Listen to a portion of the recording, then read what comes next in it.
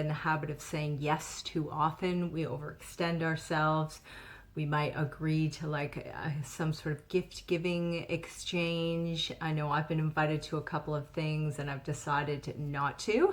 And it's not because I'm not feeling generous. It's simply because I don't want to overcommit myself and then get that sort of negative feeling after, like that I didn't do it or that it put me under too much pressure, right?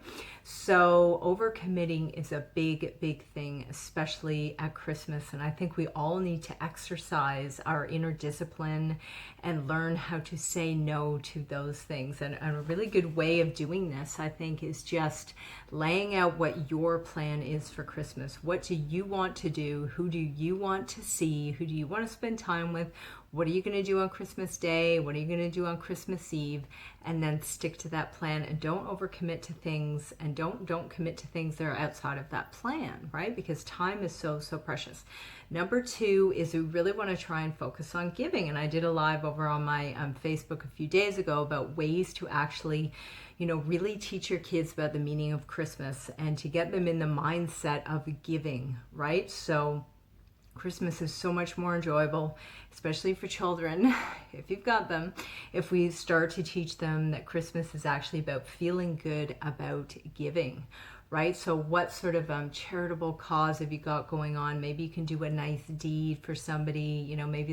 Maybe there's a family out there that would love like a freshly cooked meal, that's really flat out busy, doing it tough.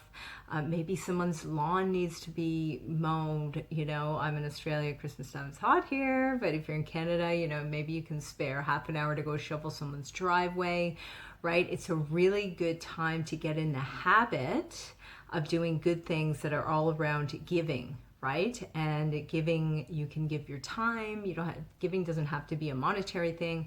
It can be your time, it can be your good deeds, it can be your heart, it can be, listening, right? So getting into that spirit of giving.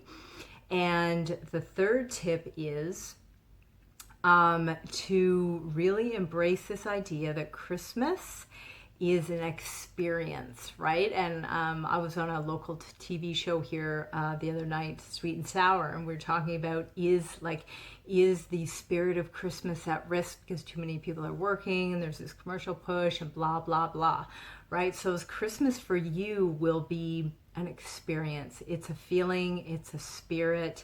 And I think if we just focus on how we want to feel at Christmas time and not what we want to get or what we want to give this gift to this person, this, and I gotta do this, right? And get out of our heads and into our heart and focus on how we want to feel.